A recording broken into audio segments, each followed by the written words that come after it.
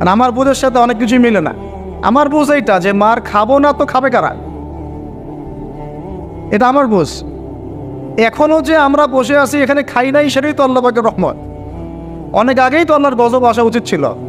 নামাজ তো আগেই ছেড়ে দিছো তুমি, যাকাত দাও না, রোজা রাখো না, রসুলের সুন্নাতের কোনো খবরই নাই। প্রতিদিন ক্লিন শেপ করতেছো তুমি, আল্লাহ রাসূলের সুন্নতকে জবাই করতেছো, প্রতিদিন করতেছো। বর্ন দেখতেছো, বাইকে করে মেয়ে নিয়ে ঘুরতেছো, ইউনিভার্সিটিতে গোল হয়ে বসে আছো, মেয়েদের সাথে আঙ্কি মারতেছো। Sorry for my language. Available তো এগুলো হচ্ছে, অ্যাভেলেবল। মেয়েরা জেনা করতেছে, বহু ছেলে পেলে।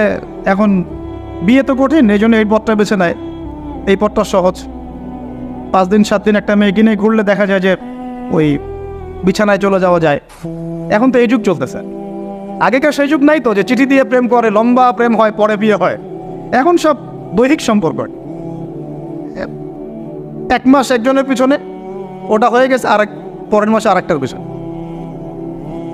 ইউনিভার্সিটিতে জেনা আর জেনা, জেনা আর জেনা। এমনকি চাকরি ক্ষেত্রেও ফ্রি মিক্সিং। অফিস আদালত, কোর্ট কাচারি, রাজনৈতিক মিছিলে পর্যন্ত ছেলে মেয়ে একসাথে সামনে সব জায়গায়। এগুলো অধিকার। তাই ফ্রি মিক্সিংয়ের কারণে কি হয়েছে, আমরা জেনাটাকে উন্মুক্ত করে ফেলেছি। এখন আপনি বলেন যে, আমাকে বুঝান যে এইরকম অবস্থায় মুসলমানদের উপরে যদি বিপর্যয় না আসে, কোন সময় আসবে? আসে নাই, আল্লাহ পাকের খাস রহমত। হয়তো আল্লাহ পাক এখন পর্যন্ত সুযোগ দিয়ে রেখেছে। উপলব্ধি যে সবাই করে না এমনও না, বহু মানুষ উপলব্ধি করে, কিন্তু তাদের সংখ্যা নিতান্তই কম।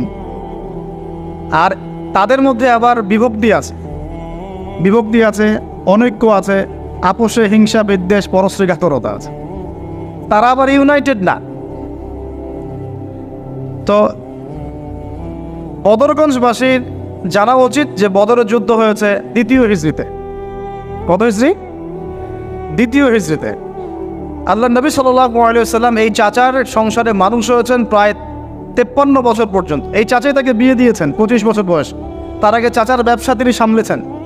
ওই ব্যবসার এক কাফেলা খাদিজা রাদিয়াল্লাহু আনহার অর্থ ছিল। এই ব্যবসা দিয়ে তাকে টেস্ট করলেন, দেখলেন আমানতদার, সুদর্শন, মাশাআল্লাহ উন্নত চরিত্রের মানুষ, উন্নত রুচিবোধের মানুষ, আল্লাহ আমিন, বিশ্বস্ত। বিয়ের প্রস্তাব পাঠালেন, চাচা বিয়ে দিয়ে দিলেন তার সাথে, খাদিজা রাদিয়াল্লাহু আনহার সাথে। তখন তার বয়স কত ছিল? 25। তার বয়স কত? 40। আর আমাকে এই সেকুলার সমাজকে আমরা বলতে চাই, আমি বলতে চাই অ্যাটলিস্ট, মনে করেন কথার কথা যে আমার স্ত্রীর বয়স 40, আমার বয়স 25। এখন আমরা একে অপরকে মহব্বত করি, ভালোবাসি, আমরা সংসার জীবনে হ্যাপি, সুখী, এবং আমাদের সন্তান সন্ততিও হচ্ছে। এমন না যে আমরা মেডিকেল সায়েন্সের ভাষায় এই দিকে আমরা অক্ষম।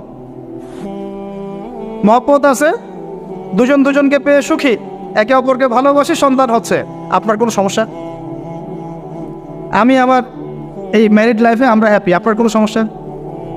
আমার স্ত্রীর বয়স 40, আমার বয়স 25। মনে করেন আমার বয়স এখন কত চলছে?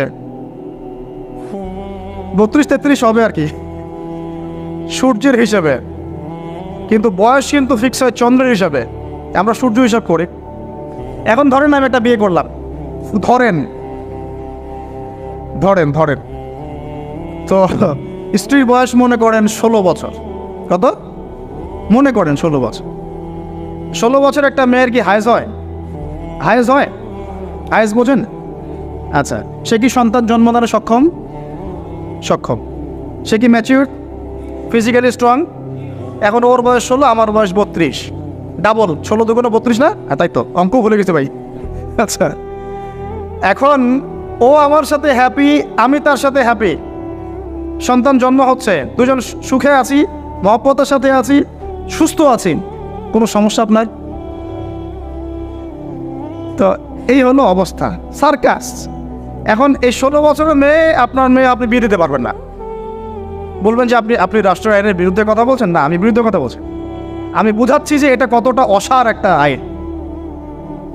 16 বছরের একটা মেয়ে যদি জেনা করে, আপনি উৎসাহিত করছেন। 16-17 বছরের মেয়েরা জেনা করে না? স্কুলে কলেজে, বিশ্ববিদ্যালয়ে, এইখানে ওইখানে, এর বিরুদ্ধে আপনার ব্যবস্থা কি, অ্যাকশন কি? কিন্তু 17 বছর একটা মেয়ে যদি বিয়ে করে, আপনি তো কাজীকে ধরে জেলে দিয়ে দিবেন একেবারে। এখন বলেন এটা কি আমি মানতে বাধ্য? এখন জোর করে চাপাই দিলেন, ল করে দিলেন, মানতে বাধ্য হয়ে গেলাম। তা আসলে কি কোরআন সুন্নাহ সমর্থিত হলো? এখন জবাব দিবেন আল্লাহর কাছে আপনি। জনগণ কিছুই বলতে পারবে না।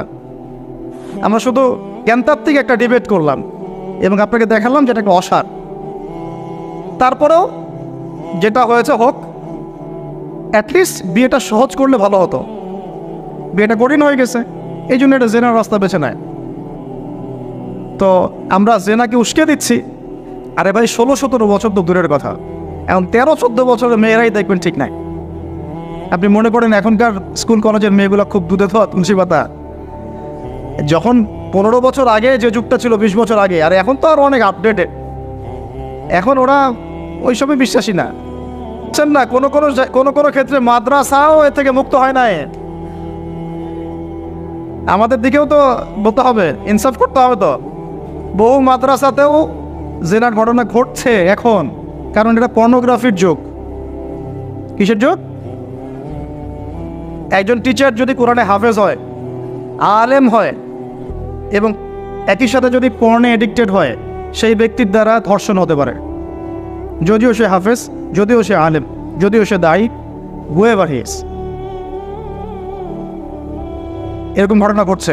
কোনো ক্ষেত্রে ছেলের সাথে জেনা পর্যন্ত হচ্ছে। হয় নাই ভাই? আমি কি বাড়ায় কথা বললাম? যেই করুক এটা পাপ। শাস্তিও আবার কি? ধর্ষণের শাস্তি কি? ইসলামের শাস্তি কি? মৃত্যুদণ্ড। কয়টা কার্যকর করতে পারবেন আপনি?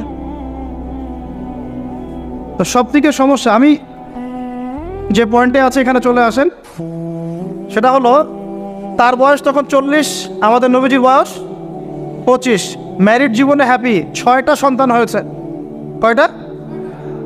আর নবী সাল্লাল্লাহু আলাইহি ওয়াসাল্লাম খাদিজা রাদিয়াল্লাহু আনহার কাছ থেকে যে মমতা, যে ভালোবাসা, যে সাপোর্ট পেয়েছেন, এটা বিরল। এই যুগে এমন মেয়ে পাওয়া হয়তো বা সম্ভব, কারণ এই যুগে তো আমরাও সাহাবীদের মতো না। আমরা যদি সাহাবীদের মতো না হতে পারি, আমরা মহিলা সাহাবীদের মতো স্ত্রী আশা করি কিভাবে?